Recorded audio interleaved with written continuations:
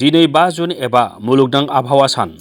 बे मुलुगनां आबहावा सानजों लोब्बा लाखिनानै दिनै गुरुदेव कालीचरण ब्रह्म ट्रास्टनि बानजायनायाव गसाइगावनि जयमागुरियाव थानाय गुरुदेव कालीचरण ब्रह्म स्पिरिचुवेल इउनिभारसिटि कम्पाउन्डआव 1000निबो बांसिन बायदि रोखोमनि बिफां लाइफां गायो। गुरुदेव कालीचरण ब्रह्म ट्रास्टनि आफादगिरि डक्टर अजित बर'नि दैदेननायाव जानाय बे बिफां गायनाय हाबाफारियाव आलासि महरै बाहागो लादोंमोन किसान लाहटा ब्रह्म धोरोम आफादनि गाहाय नेहाथारि जगत चन्द्र ब्रह्म, भारत बिकास परिषदनि मावथि जेतमा भान्टिया, जयमागुरि गामिनि गाहाय पनिल ब्रह्म, अन्थाइबारि अमृत सेवा आश्रम फरायसालिनि गाहाय नेहाथारि महेश्वर ब्रह्म आरो मदन नार्जारिया। लोगोसे जायगानि गोबां आबहावा मोजां मोनग्रा सुबुंफोराबो बे बिफां गायनाय हाबाफारियाव बाहागो लायो।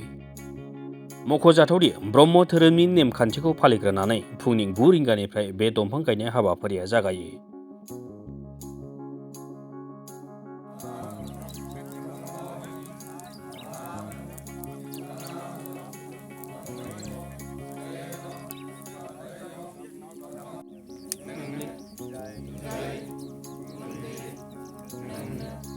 नैबे सानाव जोङो जयमागुरियाव गुरुदेव कालीचरण ब्रह्म ट्रास्टनि हा 22 बिघा हा, बे हायाव जोङो नैबे वर्ल्ड एनभायरनमेन्ट डेजों सोमोन्दो लाखिनानै मोनसे हाबाफारि जोङो बेयाव लादों। बेनो जाहैबाय 1000 बिफां फुलि गायनाय, गय बिफां फुलि आरो लोगोसे बेनि अनगायै आरो गुबुन गुबुन बिफां फुलि जों बेयाव गायनाय बे हाबाफारिखौ जों लादों।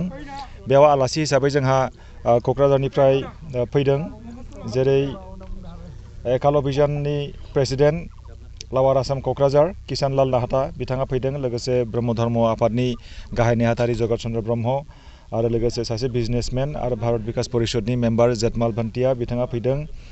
आरो बेजों जोंहा दङ जयमागुरि गामिनि मानगोनां गावबुरा बिथां पनिल ब्रह्म आरो अमृतपुर ब्रह्म सेवाश्रमनि मानगोनां गाहाय नेहाथारि महेश्वर ब्रह्म आरो बेजों लोगोसे भाग अभियान प्रमुख आसाम भागनि एकाल बिधालय अभियाननि मदन नार्जारि बिथाङाबो फैदों। बिथांमोनखौ जोङो बिफां गायजेननो थाखाय जों लेंहरदों, बिथांमोनहा जोंखौ मदद खालामफैदों आरो गामिनि साफ्रोमबो रायजोफ्रा फैनानै बेयाव बिफां गायफैदों।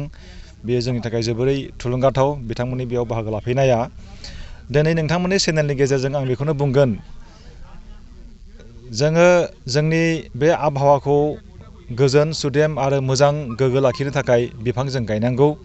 दिनै जोंनि समाजाव थांनानै थानो थाखाय इन्डास्ट्रि, फेक्टरि, मेसिन बेफोरखौ जोङो गायसननांगौ जादों आरो इन्डास्ट्रि फेक्टरि नङाब्ला जों थांनानैबो जों थानो हानाय नङा। नाथाय बे इन्डास्ट्रि, फेक्टरि, गारि, मेसिन बेफोरनिफ्राय जि खुनाय उखुन्दै बे जोंनि बे आबहावाखौ जोबोरै गुबुंले खालामो आरो बिनि थाखाय जोंहा हां लानायाव प्रब्लेम जायो, जोंहा गोबां रोखोमनि बेराम जायो, बिगुरनि बेराम जायो, मेगननि बेराम जायो। नाथाय बेखौ जोङो रैखाथि जों बोरै होनो? दा बिनि मोनसे गाहाय राहायानो जाहैबाय बिफां फुलि गायनाय आरो बयबो बिफां गायनांगौ। गसाइगावनिफ्राय सनाराम मुसाहारिनि रिपर्ट, समनि रादाब।